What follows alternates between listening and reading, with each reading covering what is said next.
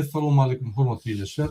Şu gün 15 yanvar hepdeniň pensiýany ine siz şu gün Demokratik Opozisiýa platformasynyň kanalyna. Ine erti bizim nesip bolsa bellen günümüz var. Halk bolup aýrytly ädim etmek günümüz var. Ine şu öňürti bir gün öňünden biz Muhammed Ağa bilen efir edýäs. O men TikTok ederim we şu ýerde dowam ederim.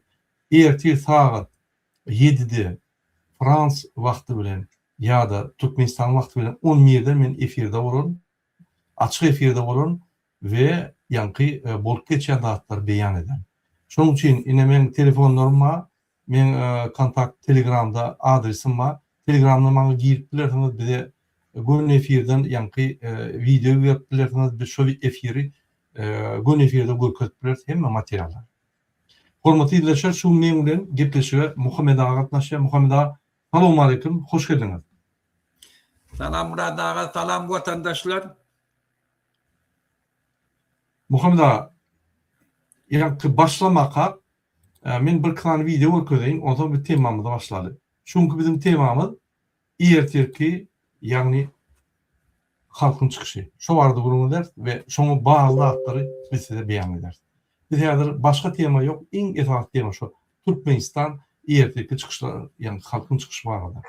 Ine men bir näçe video görkezýän Muhammed Ağa, şu ýerde bizim watandaşlarymyz bir näçe video goýýar.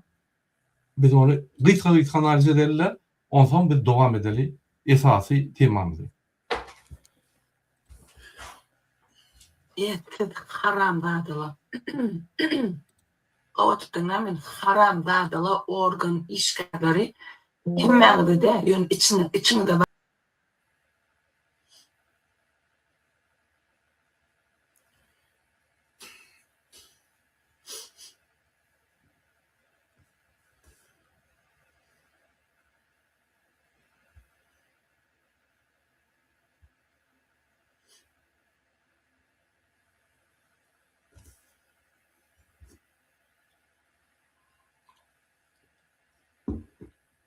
Ses gelenak Murad ağa.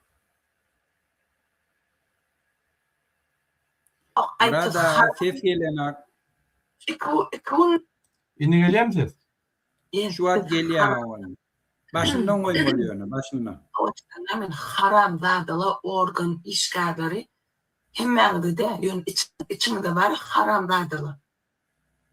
O üç oglanlar, 3 tane çağı var da, olan hiç haberi yok, men video goýandan haram var. Olar var, o günäse 7 ýyl berildi, 3 çağı, olan haberi yok, aýtyp haram var. 2 günler Aşgabatda taklap olary, itdiýen ýalyk etip, ýenjip, adinoçka sap, ýürlerini xlor, sepýanekeli, xlor, sepýanekeli, başgalardan aýdyp oturmaýyn, haram var. Gutunuz bari, gelip mene falan şol ye. Haram dadyla. Osa 3 tane çağı var, o günäsiz gitdi, 3'den 6 ýyl, 7 ýyl berildi ola. Olaryň hiç ýyly men video goýandan habarlary ýok. Ola Balkan vilayet Balkanawa şäheriniň gitmäkäli maňa haýyş etdiler. Hiç de etme, gerekde, bir de sprawiedliwostdan uşa gerekde. Video goýma, biz gitjek lutçu şaýdan gowsy gidenimiz gowy gitmäge haýyş etdiler. Olaryň meniň video goýandan habary ýok. Haram dadylar. 2 günler Aşgabatda saklap, näme üçin 3 tane çağa izdiwaj etýär? Bu dünýä o dünýäsi bandyr.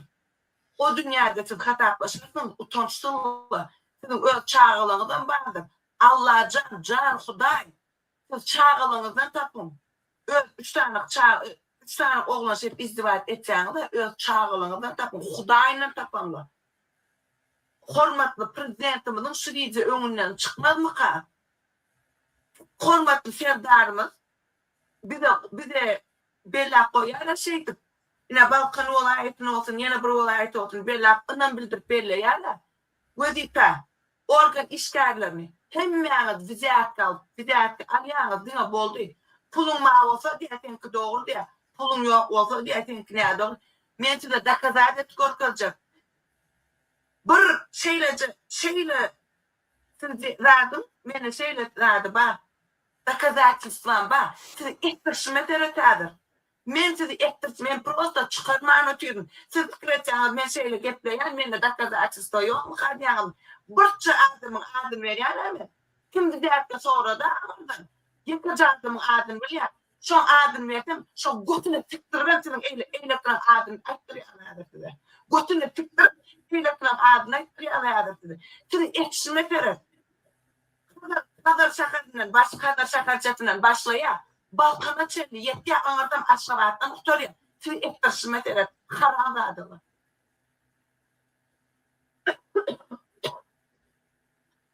Ayran Sultan'ı radal bol. netta'da takladılar ha. Umuman düşünkülen muayyanlar Muhammed Amin bir daha ünsördüler. Şu halkın ahlak taýdan ýagdaýy gaçýar. Şu gorgulgy janyň ýa-ni aýya sütelleri inni mümkin ahir elwaýandyr, mümkin düşünje pestir ýa-da ýagny tertip etrekdir. Söwgüni gaýýana. Mun şunu koda getirdiler şu aýanmasyna. Meňe pikirimçe jany bilen ýanyp başga söz tapman şunu koda gelişmär. Men diýjek bolýanlarym bunlar şu ýaly adamlar limite berýär. Söwgü adat limite berýär. Şol bir zada üstüne barar Muhammed ağa. Bizde grajdan uruşy bolar. Egerde ýagny parahatly şu sorul çözmesek. Şu ataly ogul gyýdy aýyrmasak biz bir zadym üstüne barasyn kalýan. Onun grajdan uruşy. Onun opozisiýa baglar. Opozisiýa gaýtyp şu ýa-ni nägelikleri kanun ýoluna gidip parahatly çözjek bolýar. Ne şuna opozisiýa ýol bermän, opozisiýa partiýa döretmän, hiç bir cemiyet kurumları döretmän, cemiyeti basıp tütünüp onam ýa-ni ilata döndürüp adamlar ruhtuny açyp hem zatyn açyp ahir ýaragalarlar. Men şondan gaty çekinýän we şondan gorkýan, ine şoňa barmaly, şonuň üçin organlar siz edýän işini näme 3 tane olanyp gurup üstüne de ola näme septirsiňiz, du septirsiňiz beýtmeler. Ol hiç bir kanun ýok. Sizi tutarlar, batarlar, sizi ýa-ni 10 ýyllarym, 20 ýyllarym şuň üçin basyp bilýärler bilýärmi şonu? Bu adamzada karşı ýa-ni hereketler, adamçylyğa karşı hereketler. Muhammed ağa senin bir komentar berdiň şu mesele boýunça. Murada men şurada bir begenmeli zatpa, ondan gynanmaly zatpa. Üçüncü gözegini tutmaly zat. Birinci begenmeldi bizim halkymyz içinde inni bir tofar adam döredi adalet gözleýärler. Inni ýurdun içinde adalet üçin göreşýärler. Şu gyýjat Hadar şäherinden gözü bilen bir hadisany görýär. Günäkäri türmäge basmany, günäsizleri türmäge basýarlar. Şol üçin hiç kimden soramany özü hemme energiýasyny goýup adalet üçin göreşýär. Teret Murada şu begenmeli da. Bizim ýurdumyzyň içinde inni halk şu adaletlilik görüp, şu cinayetler görüp, adamların moral tarafından bozulýanyny görüp, inni adalet gözläp başladylar. Şu ören begenmeli da ören hemme adam goýup şu. Şu parazitim da. İkinci de hükümet işgärleri. Görün siz halk sizden näýilirgen ýa. Ekrana gel bütün halkın önüne size aydılmalı zatlar aýtýarlar. Näme üçin? Hükümetin içindeki işler, prokurorlar, polisiýa işgärleri. Siz islenlik başka devletlerde siz dastoyny aýlyk alyp kelläňiz gallyryk gezmeli adamlar. Sizi halk siylamaly. Sizin çağalaňyz taňa uwanmaly, men kakam prokuror, men kakam polisiýa ýurduny hyzmat etýärdi. Arasynda pul gazanyp getirip biz ekleýärdi. Inni görterek şu inni sizi bir tane arastajaky Türkmen gyýdy maşgalasy ağzından hapa sözleri sizin kakalarınızı ejenize aydı otelin. Utanın şondan. Ne için bağırıyor? Bağırıyor biliyor musun? Sebebi siz korkak. Sizin elinizde yarak var. Sizin elinizde panlomoçya var. Sizin önünüzde konkret bir kasem için konstrüksiyonunuz var. Siz şunu yerine getirmeyene korkuyorsunuz. Siz şu korkaklığınız sizi binamız bir vicdan etti. Halkın gözünün önüne binamız haramzade etti. Siz haçına açılmış ettik. Siz oğurlamanı, cinayet etmeni, kanunu yerine getirip arkayın yaşayabileceğiniz. Ne için şu nedenle? Sebebi korkuyorsunuz. Siz en korkak adamlar. Siz en bir vicdan adamlar. Siz imansız adamlar. Siz hiç daha anılmayan adamlar. Siz adaletin bağlılığına güleyen adamlar. Siz yok deyip katayı. Siz ömrünüzde görmediniz adaleti. Şunun için hiç ananı bilen de adalet burun bolacağını. Yöneyin Türkmenistan'da. Adaleti ananyalan tanı köfeliye. Adaleti yerine getirecek adamla tanı köfeliye. Şunun için halk erti köşeye çıkıyor. Sizin eğer şu durmuşunuzda narda olsanız ki narda adam olacak olsanız, vicdanlı olacak olsanız, avraylı olacak olsanız, öz ananlayan dininize vefalı olacak olsanız, imanlı olacak olsanız, Hudayın önüne arasta olacak olsanız, erteği çıkmış kalın. Üçüncü ştada göz önüne tutmurda. Türkmenistan'la anarxiya murada var. Gözde bir tane Karamdağ'da polisiya Berdi Muhammed'in avrayını ne ilişkisi getirmeli? Gözde bir tane edenetlilik sebep ol bir sistemanı şeyle döretti. Aşağıdakiler bir kanun yolla bilen pul kazanmanı öğrenen. İnni Berdi Muhammed şoları kontrol edip bilene. Her kim edenetliğini etiye. Şu yani devlet kuruluşu şüyrediği, bu torduğu. Bollum Murada. Murada dondum.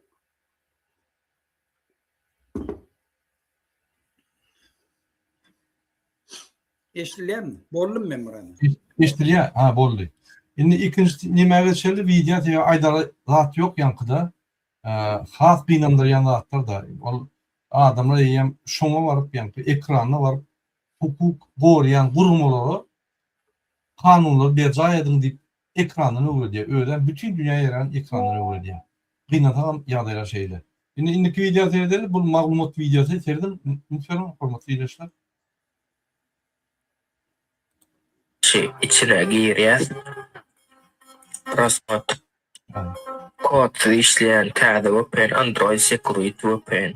İşledilişi içine giriyor. Rasmat reklama basıyor. Kıysaç reklama okuyor. Open yeni içeride yoktur.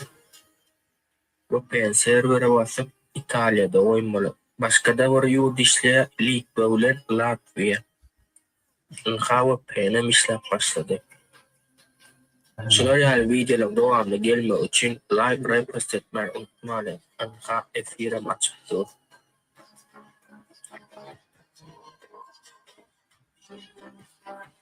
İndiki videolarda görüşen çatça olun. Buraya Muhammed Ağa. İyiler arkayın internet peydalanta bizde Türkmenistan'da VPN'in kurumu var. Sebebi VPN yok.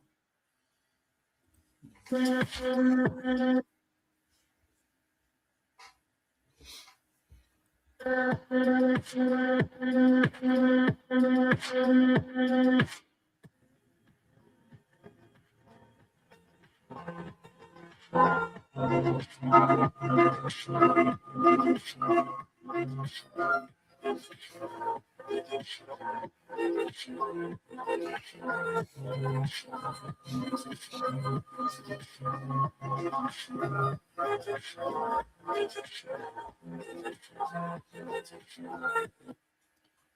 bunu näme üçin görýär? Vatandaşlar häzir internet kesiler Türkmenistan'da. İnternet kesilen ýagdaýynda ýanky VPN-lara geçecek bolun. Gelindiki video seyredelim, yine de Türkmenistan'ın ýagdaýy yine olması iyileşler. Aylın izini, gitmeyin izimi, ağın bir mıntır. Giyirme bu köçelere. Aylın izini, ağın bir mıntır. Giyirme bu köçelere. Aylın izini, gitmeyin izimi, beyli bağlanıp bolu. Yine Türkmenistan'ın köçeleri yankı değişim ýaly. Gelindiki video seyredelim. Yine Türkmenler Gorkok diýeniz, gorkok däl, ine seyredin. Şu ýaly videolar goýýarlar. Ýagny Ünsür Muhammed ağa adamlar şunu vitrini menitsine, ýani adam ýok ýerde goýup adama päsel etmedi ýaly. Ýagny meydanlarda ýerlerin uğruna goýsa bular dekorasiýa ökmüne goýan merkezde. Bu näme diýjek? Ine hökümetin bar ediljek ýani düşüncesi. Şu edilecek işler ve şu düşüncenin yankı ötüşü. Korkunç. Lütfen.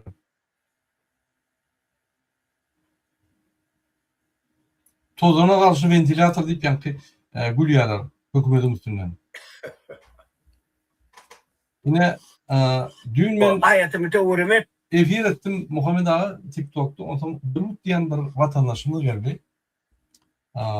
Şoňuň bir nimetlik guruşdyk, zat etdik, şol bize soru berdi. Näme çyp adamlar galýar, näme çyp halky bulýar. Ay ýene bir. Şoňa soru berdim. Bir de ine halka bolýar. Sen arkadaşym bolýar. Arkadaş näme çyp bolýar? Näme sebäp? Oň ideýasy barmy? Programmasy barmy?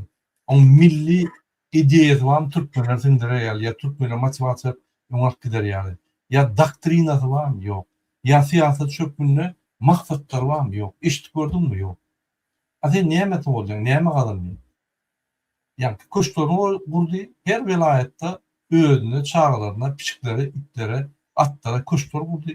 Kızılan çağırın nimede tuvalete gitmiyor. Ve bununla maşinle çalışıyor.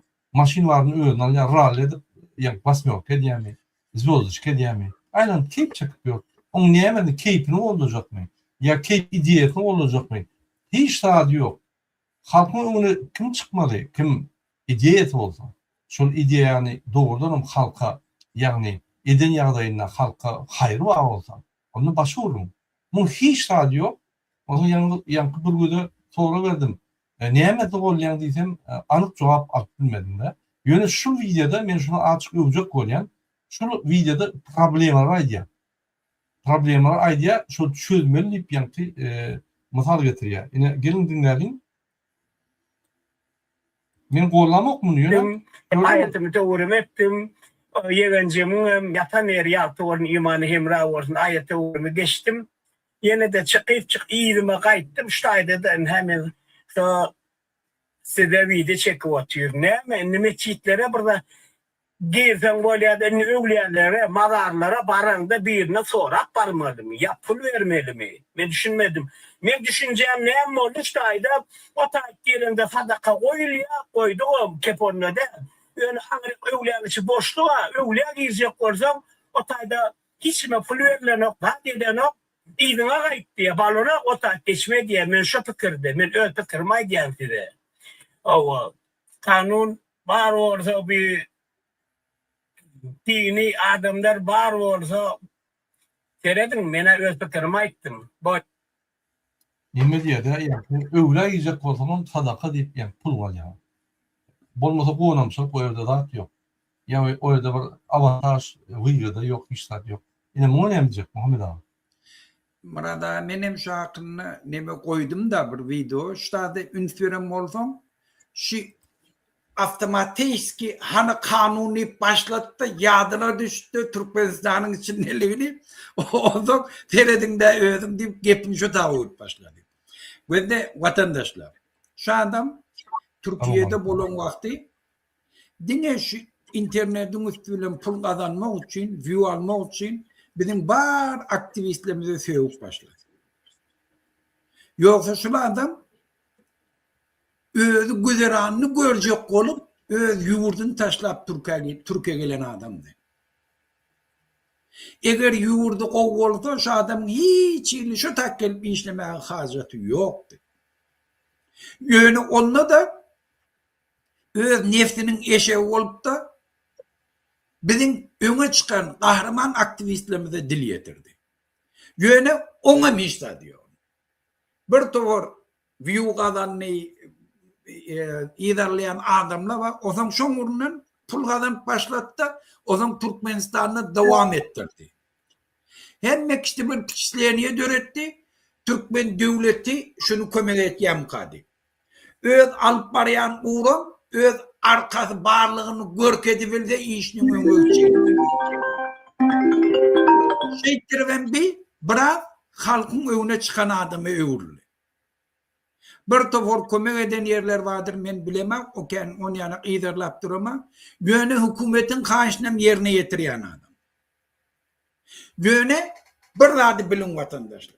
İstlenlik öne çıkan adam, bir neçe adam teorine yığınabilen adam, in potansiyelini verdi Muhammed'in düşmanları. Sebebi halkın önüne düşen adam, halkın sesini alacak olayan adam, halkın sorularını da şola kabul ediyoryanıp cevap vermeli. Şu sebepten bir ekrana çıktı, şu auditoriya takılacak oldu, yurdun içinde bir tavır problemler istemese aytmalı ve yankam şun bir nemunası.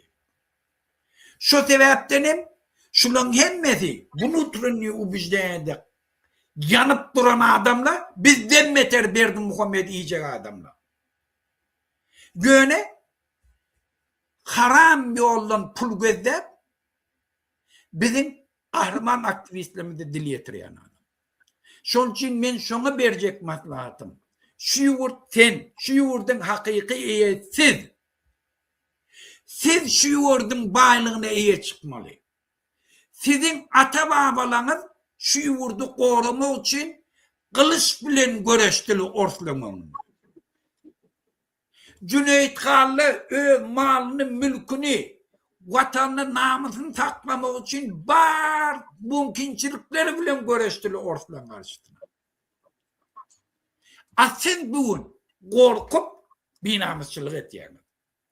Gelin şu bizi har etiyen, binamus etiyen, bir vicdan etiyen, imansız etiyen da korkuyunu ayrı hem de açık aydaydı.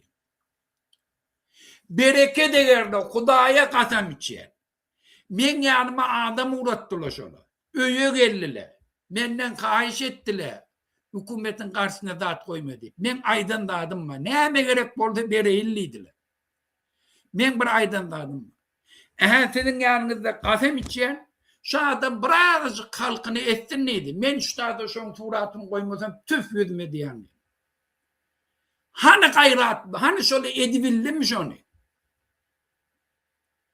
Vatandaşlar, şol için hem gücünüzü, vatanınızı iyi çıkmaya koyun. Vatanınızda arasçılığı hakikatin bolmağını ister. Kanunçuluğun bolmağını ister. Yurdunuzu tağlatmam.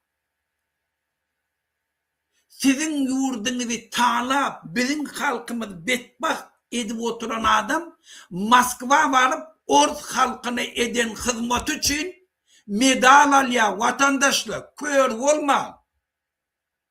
Şunu Orslu armiyası bilen edibilmediler. Bizim halkımız kırıp edibilmediler. Bu haramzadelerini bizi korkutup, Türkmen olup, bizi ağırlığa salıp, bizim yurdumuza dönüklük edip oturuyor. Şunu göz yetirin.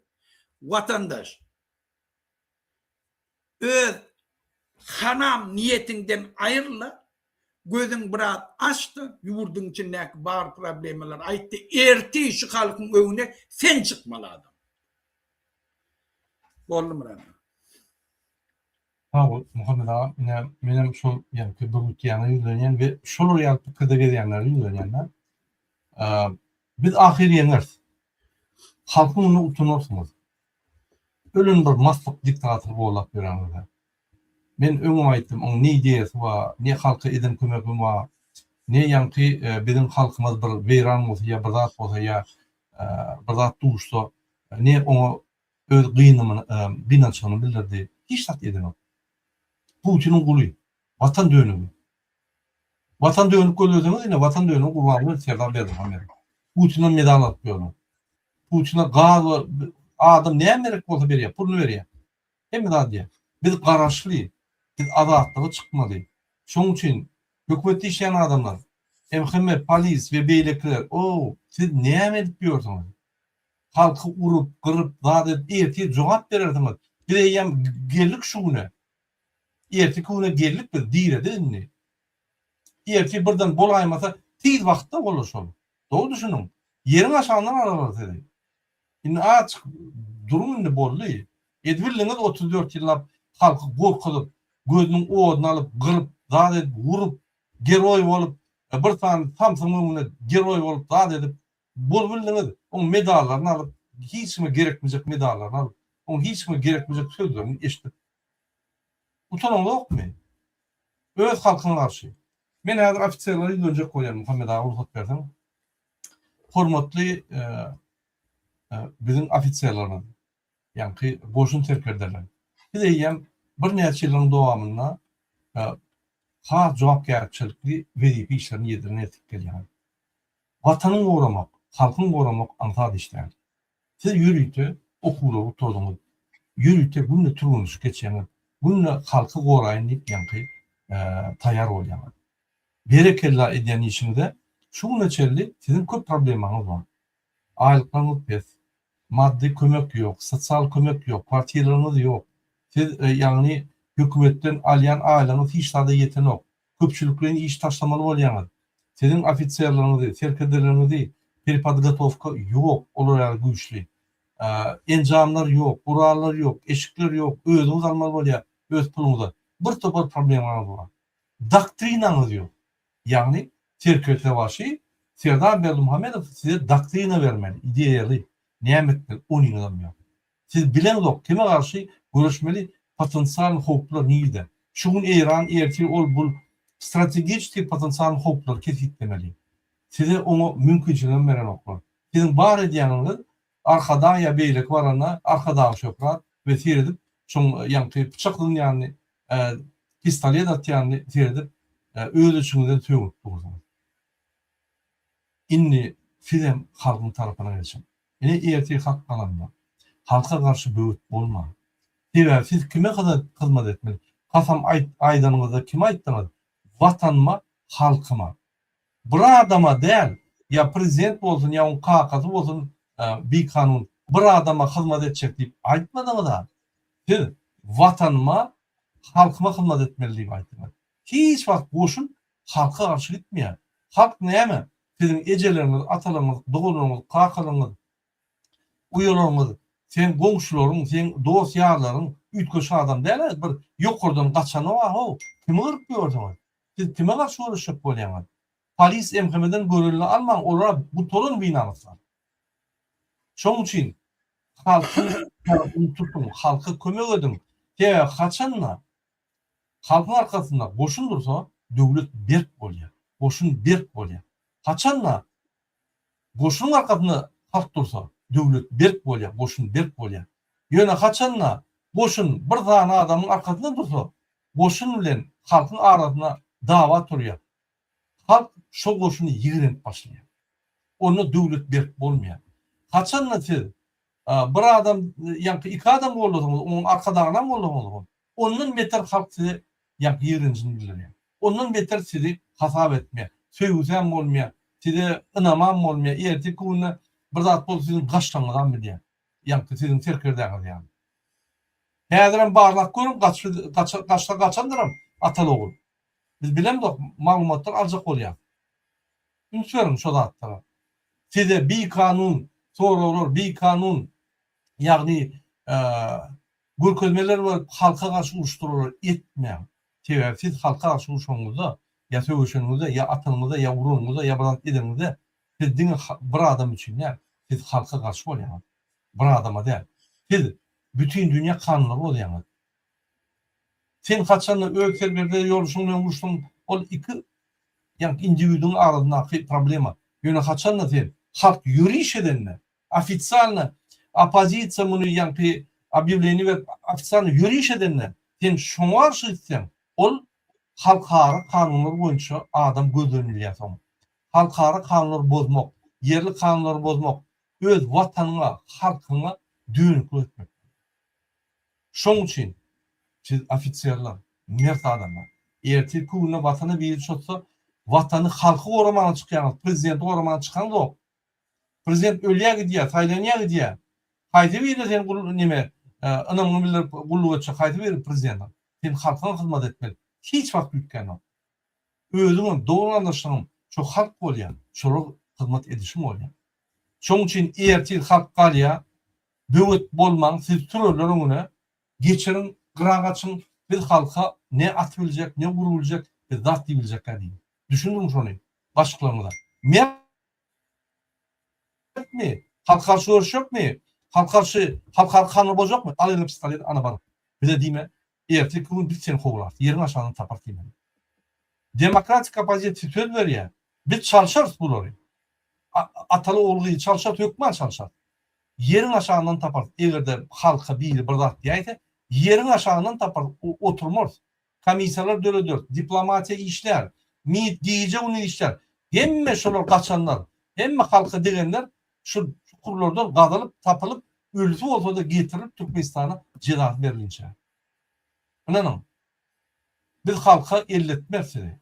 Elleteniz de şeyde var cevap gerçeği arasında. Onun paşadatı olmaz. Mesela buna yani. Şunun için öz halkını öz atı babalarını öz inatanı da, öz doğularını da, uyurlarını da, doğularını da yankı dosyalarına karşı gitmeyen o bir kirlet uzak atlayan. Polisa utordu. MKM vapşe utordu. Vatan önlükleri. İksan vatan önlükleri orlapıyorlar. Halka karşı görüşüyor. Siz o kafama ettiniz. Halka vatanına hizmet etmeli. Prezidentin ol eşeklerden, pişiklerden sonka adam. Birinci halk. Yadınızdan çıkarmak. Halk. Halk öne çıkıyor. Türkmenistan'da en ulu organ. Ondan beter organ yok. Türkmenistan'ı isteyen etmeli halk. Gerek bolsa eline yargı prezident öyünü çıkarıp kögülep tuğda vermeli. İsteyen etmeli. Devlet halkın ki, devlet prezidentin değil, arkadan ki değil, o milli liderin ki değil, o nimeyen ki değil, halkın ki. Sen halka hizmet etmeli. Sen şunun için halkın pulunu alıp, yani TV baylıklardan pul alıp, sana töleneye, prezident özcülüğüne tanır o Berdi Muhammedovlar ganima edaylar. Ganima edaylar, halkın pulunu oğlap görenler. Düşünün şuna. Hem maliyan aylıklarımız, halkın pulu. Şunun pulları da, onu halktan pul oğlap, size de şu halkın pulundan veriyorlar. Düşünün şunu. Şunun için halk diyenizde, önünüzde Hudayı öğrenen olmasın. Halk bolsa, hormat koyma. Halka hormat koysan, halk seni söyüyor. Sana önemli bilir. Oşun güçlü olur, devlet güçlü olur. Eğer sen prezidentin yani söyüp, halk söymesen, devlet kovuşak. Yine devlet. Şun her gün meçhel ediyen işlerine. MKM polisiyeler bir tane adamın yani sırtını uğrayan yine devletten pıtradı. Yine şuna içecek koydum. Muhammed abi boşak olsun boşay. Ben başka tarafından şuna çemeleşik. Her yurtta armiya diyenden, armiya barayan ofisyerli generalına ola şunu söyüp çağalıktan sonra ardu edip şolu orada okap, bilim alıp yukarı derecelere yetkende ta yurdunu profesyonellik orasını. Halkı hormat koydun. Dastoylu yurdun içinde yaşadın. Hiç daha durmuşta kim bulmadın. Ve şöyle bilelikte halkım şuna hormat koydun. Yöne gelin vatandaşlar. 32 yılın içinde sizin başınıza Türkmen armiyasına neyme belaları getirmediler. Hani Türkmenistan'ın generalları, hani şu bir yerine aydın şu 30 yılından önce bolollu, şola nire dehemmedi. Hi bir şolon Amrayli pensiye gidenler var mı? Pensiye gidip dastoylu yaşayanlar var mı? Şolun durmuşları üpçün edilen mi? Halkın içinde tili hormatı var mı şolun? Bir oylanışıp görün. Nem için yok? Teveli bir prezident, bir haramzadı tohum sizi har etti. Size halkın baylığından verilmeli pulu dastoyunu verilmeli aylıklar vermeni. Sizi kanunu bozup öz profesyonel işinizin karşısına gidip öz maksat arzulan üstünden defelek geçip bir kanunçuluk edip pul kazanmaya mecbur etti. Siz halk size ananıp çağasın veriye yurdu doğru deyip. Siz şolardan pul yasacak oluyorsunuz. Seyredin ne il derecede siz har etti şunu. Siz gelip halkın östürüp söyleyen, yetiştiren çağasını vurup, yencip, ece kakasını pul uğradıp, şon katamına yaşayacak oluyorsunuz. Şu hiçbir ahlaka, maralı, dine ne mekavat geliyorlar. Eğer şeyle der orada bir çıkıp ayırsın. Şu zat ne için? Tebebi siz korkyanız, siz nitolku yurdi korumağı okuyupsun. Siz bir bivecdan nelaç edeyin adamlara uğurlanın.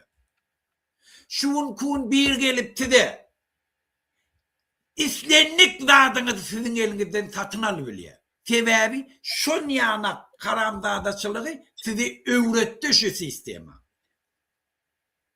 Asil oldu. Tersine konstitüsyon garantiyesi olmalı. Yurdun baylığının koruğu olmalı. Yurdun halkın namusunun, vicdanının koruğunun nekip olmalı adamlar. Granitsalımı saklamalı. Ve halkım şun yanak silemalı, şun yanak dastoyunu yaşatmalı. Şuna hem bizim mümkünçiliğimiz var. Yöne bir maşgala, bir haramzade tohum keyip çöküp yiyor. Size verilmeli buraya. Öğler keyip çöküp yiyorlar. Putin'i eltip veriyorlar. Tuvaletini altından et yerler. Siz general, officer, sana vermeli pulları tuvalet yasayarlı özüne. Yani seni öz tuvaletleri çelen mi gören aklı? Siz ne için şunları korumalı? Ne mi taraftan? Dini taraftan mı? Moral taraftan mı? Ne mi taraftan? Konstitüsyon da size başka borcu. Siz siyasete koşulmalı, yöne konstitüsyon yerine getirişine garant olmalı. Siz dastoyunu yaşamalı. Şunu için edibilen akşatın. Şol için gelin, ertekun tarihi gün. Halk tarafı edeceğim. Doğru diyor Muhammed ağa. Yine men bir video koyacak bolgan. Bizim vatandaşımız oldu. Bunu da infeksiyeleri.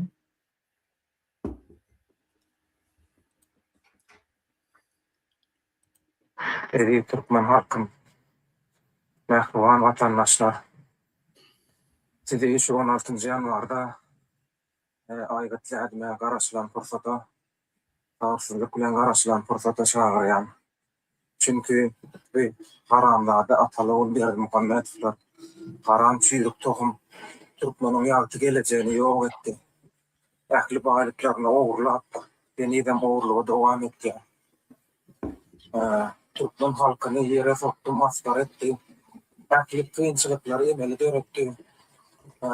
Doğulu abi hem de başka da bağlıklar olan yeryüzünde dördüncüye duruyor Türkmenistan.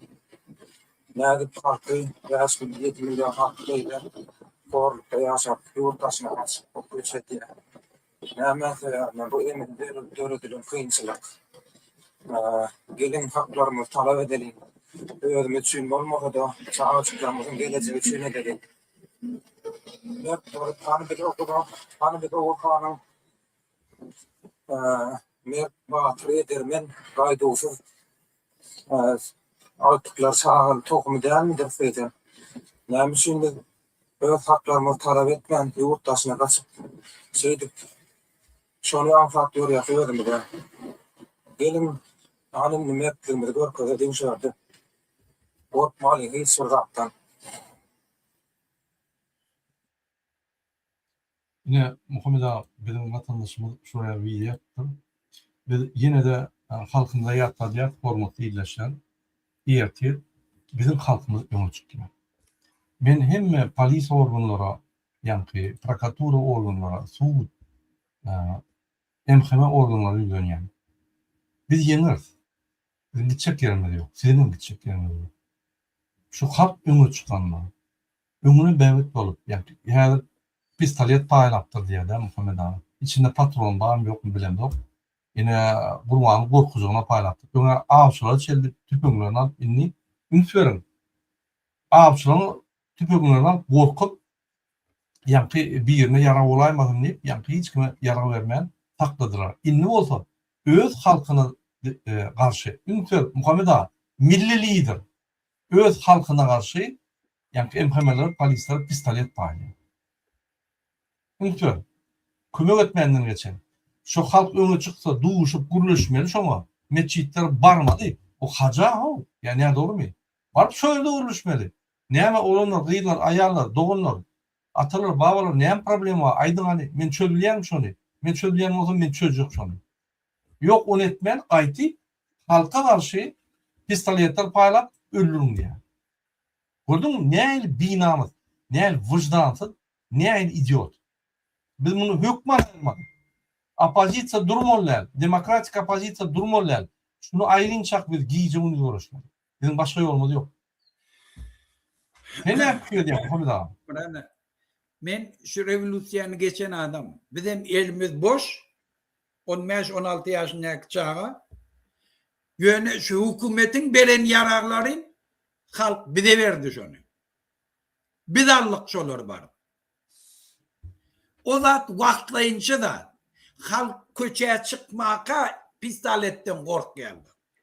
Ýöne halk imanyna daýanyp geldi, gorkusyny aýyrdy. O pistolet ona mümkinçilik. Şu öwünnäki duran adamdan pistoleti, tanky bizinkidi. Biz tanklar aldyk. Şol üçin haçanam adalet gurrungyna baranna, gurrungy eltende, kanunçylygy gurrungy eltende, hak sözlüğünü gurrun eltende, bulan hiç tadı ýoly ýok. Şol üçin hak söz aýtýan, haçanam şu razbolka baranna, hak söz aýtýanyň tarafyna geçýändir ýaragyllyda. Şol üçin Berdi Muhammed biziň bäfidimiz üçin ýarag ýaýladypdyr. Şu erti gün eger biziň halkymyzyň garşyna güýç ulanjak bolsa, şu paýlan ýaraglary biziň ýaragymyz bolar, şolary kırmak üçin. Men şoňa 1000% ananýan. Biziň halkymyz kän öň adalaty görmedik üçin kän ananyp bilen aklaşylar. Men şunu gören adam. Moskwada da gördüm. GKÇP'le perevarad etmek için armiyany getirenlerine mostun üstünde tank getirdiler, saldatlı hemmesi ertiydi. Şu duran tankla hemmesi Beli Domi gorap başladılar. Ben şonladım. Şol için men günün doğuşyan hakkına Berdi Muhammed'in beren pistoletleri erti halkın eline olur. Eğer karşılık görketecek olur. Doğru. Yine Kazakistan'da gördük böyle. Çoğu yerde BTR'lı halka çolup daha dedi. BTR'ın üstüne minip yani tankistler çıkarıp tankistlerin hem yerde ne açı hükümet yara ulansa eğer halk yürüse şu dağıttan şu yaraların elini alıp başka tarafa urtturluyor. Eğer aytyan da doğru atmamsa onu moş halk samnivat eder. Yönümün aytbağa da diyor. Bizim yurdumuz dargatta 32 yıllap bu haramdardan. Putin'in medalına ne ara ortaya da hizmet etiyedi. Bizim kırmızı tuvalet vuruyanlar bula altından. Keyip çekip aydıp böyle. Şun ne mesin kim olacak şunu? Kim? Haydi bir akıllı adam Şonu gollayabilecek. Önkü balağına deyip gören adam, $10 zatçöt koyup gören adam, indi gör ne edip ölemdim, men caylama için mescit yazap gören, o ne mi? Ayına at gören haramda da. Kimin pulunun kazabını? Şu Türkiye'de közenip görürler. Çağaların görüp bilmeni ölürler. Yankı türmede bir günah yatarlar, pullarının kazabına getiriyor. Kim şu hak sözün önüne dururlar?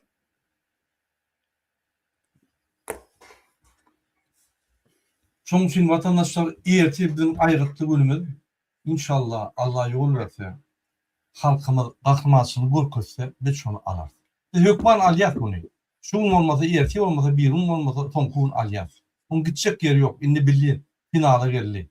Indi soňky ýanky repressiýa geçdi we soňky zatlaryny halkarşı soňky kartalaryny atdy. Ol kömek etmedi. Yani biz köplük bilen alar. Şoň üçin ertir öňe çykjaklar bar. Şolara goşulunda köplük bolun. Köplük bolsaňyz hiç adam olmaz. Gaýty polisler, emhemler, pistoletler bilen siziň tarapyňyza geçýär. Aýdyp durar. Şoň üçin vatandaşlar, polislaryň içinde de bir gowa adamlar bar.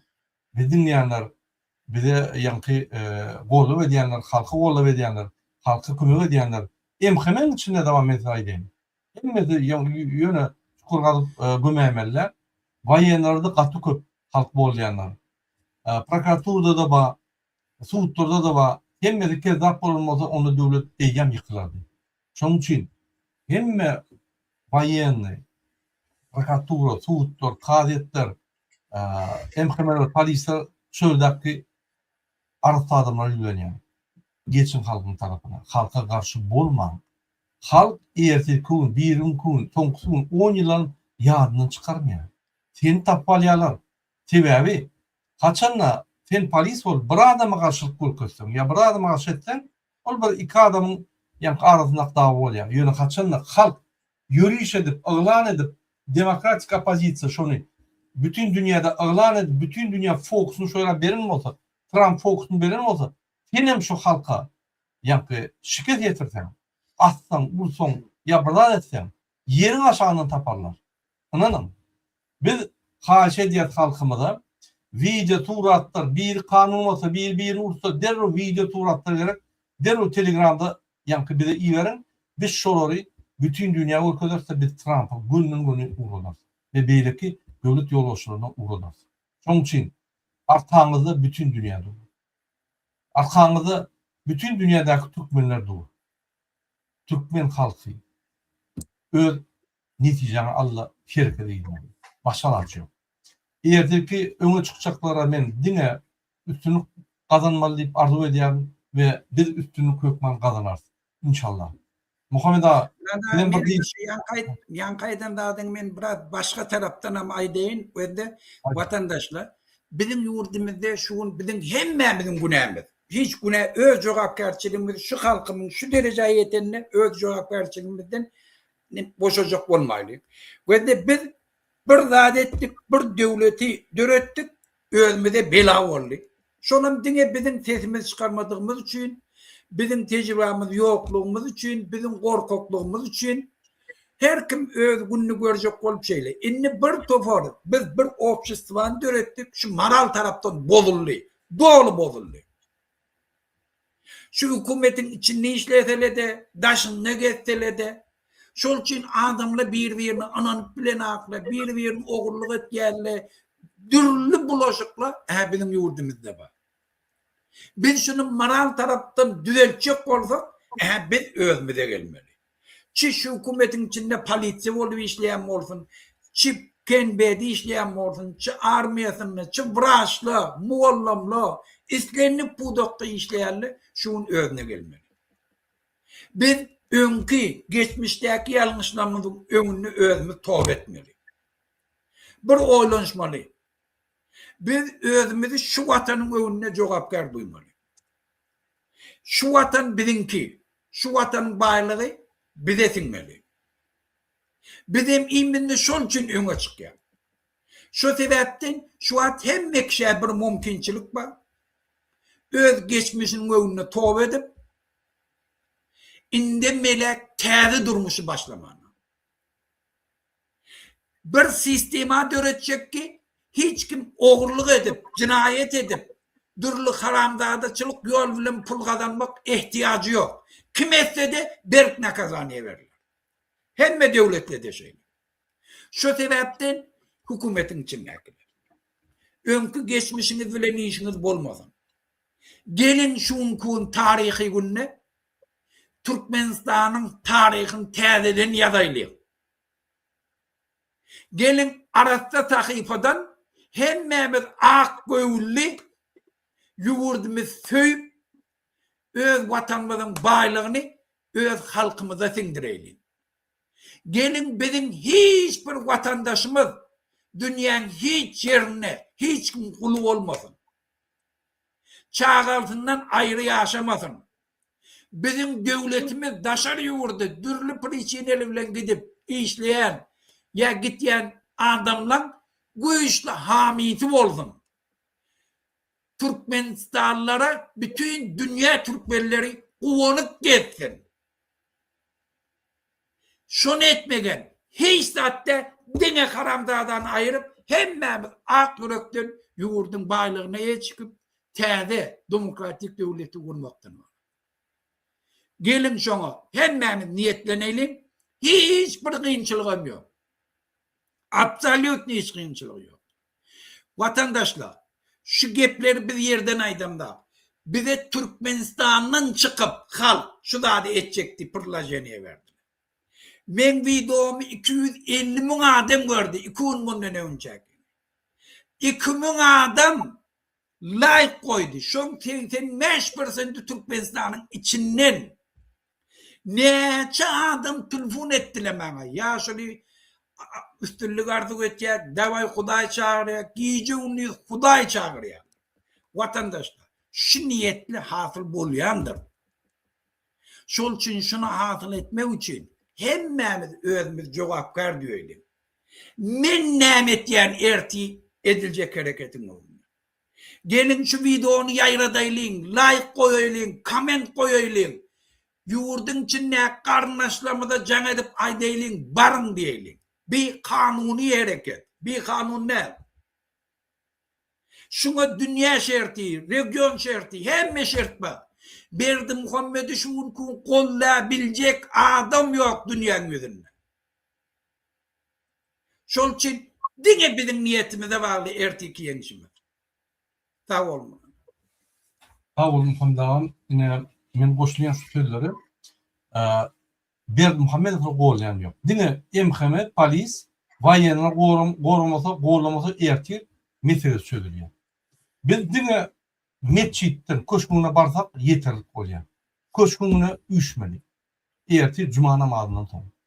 Şoň için hemmelere yayradın, doğunlarından sonra zanadın, aşırıp da olsanız, ertir hükman barın deyip aydın. Biz zulümlüğe karşı, biz zalimlere karşı görüşmüyoruz. Başka alacımız yok.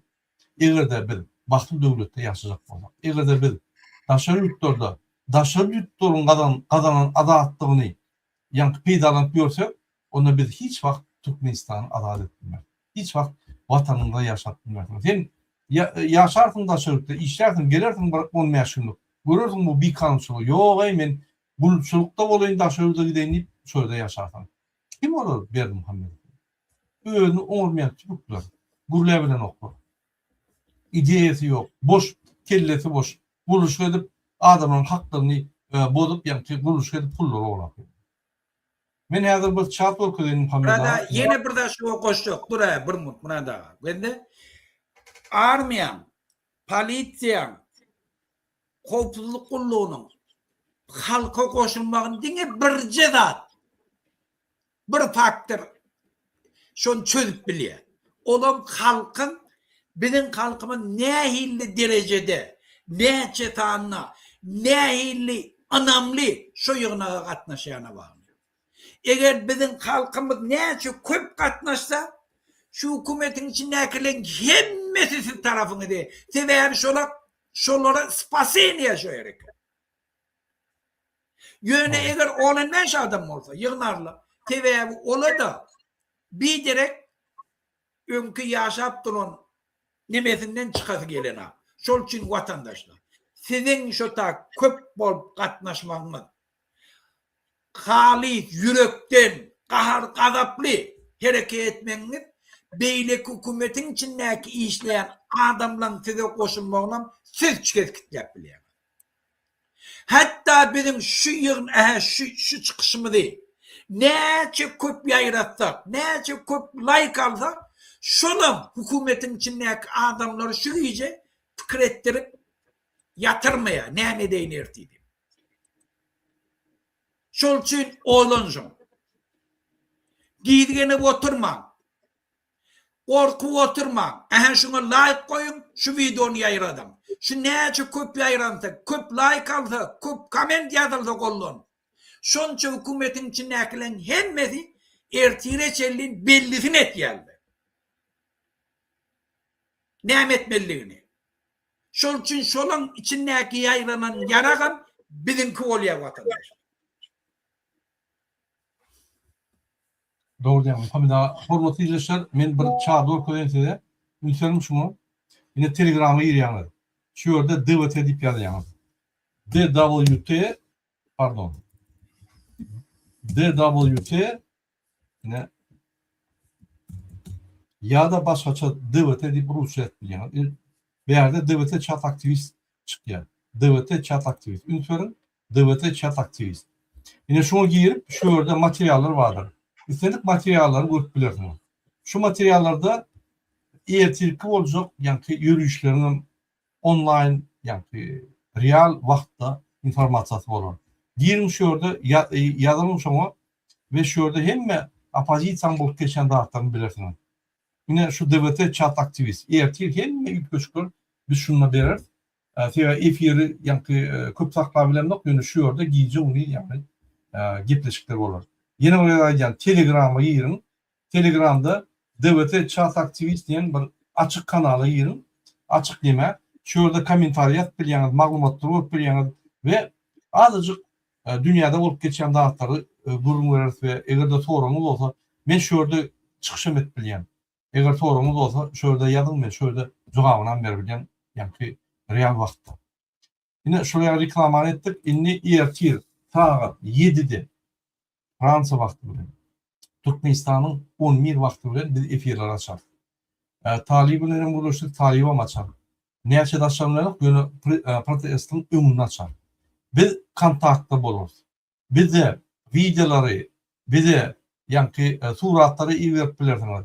Benim Telegram adresim yine şu yerde bağdır. Mesela bu köleyen, lütfen. Yine Telegram, Sabaçka Kurbanov MK. Şunu yazabilirsiniz. Yine telefon. 33 762 212 754. Şunu WhatsApp'tan, Imo'dan, Signal'dan, Telegram'dan girebilirsiniz de bana yazabilirsiniz. Ben kontakta bulurum. Her elimin ama da kontakta olurum. Eğer cevap vermesem soruşna deyip yazarım, ben size cevap edeyim. Yine hükümet işgallerini üylenyen. Eğer de halkı olursanız siz amnistisiniz. Sebep şu aygıtlı adımda bize kan döküşüp gerekler. Biz parahat var ya. Bizim maksadımız atalı oğul değil. Başka maksat yok. Türk toplumundan değil mi? Sizin bilen işimiz yok. Beyliklerin bilen işimiz yok.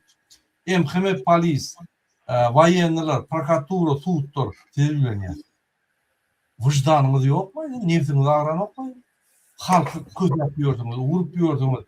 Üstüne klor yapıyorsunuz. Bir kedlerinizi işleyen şu da. Sen halkın o çocuğu değil. Bu 70'lik diýeniz Türkmen halkyna. Birinji bilen siz şu mozum çıkarýan adam. İstenlik mer doguluny, bir güýçli daý ogluny. Bunu gurup dursam, bir gepde alman çuma bolýar, bilýänmi? Ýöne gowşa ogluny. Ýani fizik taýdan gowşa. Kellendi diýip alap, oglum, sen edermen, sen neme diýsen, sporta medip başlap çempion bolýar. Halkym şeýle, näme getirdiň 34 ýylda diktatorlar bir kanun görkemine verdi. Siz getirdiniz şu bunu halkı. Başka getiren yok ama o. Yok oradan gelen yok ama ya daşından düşman gelip şu halkı şu bunu getirme de. Gözünün oğlunu alınır. İndi bet etmeli. Şu edek olmasa neyse aydayım. Halk eline yara alır. Ölümünü yakar. Hem de adı eder. Halk benim oyun etmeyen o. şu dünyada en uzat halktır. Tersap bolun. Biz size yak öňünden aýdýar. Tersap bolun. Biz itdem dokşony. Biz şol yaraga vuruşa garşy hem de zady parahat bilen guruluşyp ýa-ni netije alınıp ılalaşyp ýüremeli. Biz her wagt şonu isleýär. Hiç wagt uruş diýip çağırmadyk. Hiç wagt ýa-ni o bir guduňa ýetişýärli 10 adam elçek, öldürjek, beýçek diýip hiç wagt gurulmady. Gurulmersem diňe halkyň arkasyny tutýar. Kanun esasında. Bütün dünya gurulmaları var. Bütün dünyada güýçler ýetip halkyň arkasyny tutýar. Şoň üçin biz güýçlenýär, tutar ve kim halka aşky diýen bolsa ertir işini görür. Muhammed Ağa ondan hem bizim halkımıza bu üstünlük ertir. İnşallah netip bolsa barymyz bir adam bolup bir adam için bolup netip bolsa ertir. Aýryp dädimiz edip biz netijeni gazanarys. Netip bolsa hökmeden bolar.